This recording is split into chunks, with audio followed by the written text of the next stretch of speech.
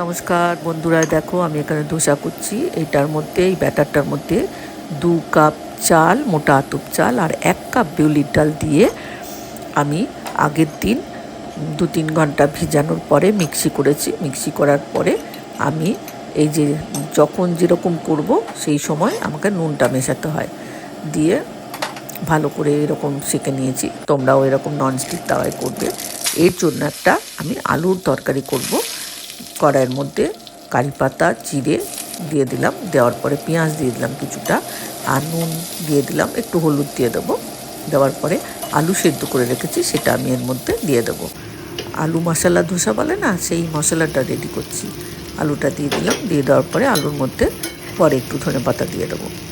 এটা হয়ে গেল ধোসার ভেতরে যে মশলাটা দেয়, সেটা হচ্ছে এই আলুটা।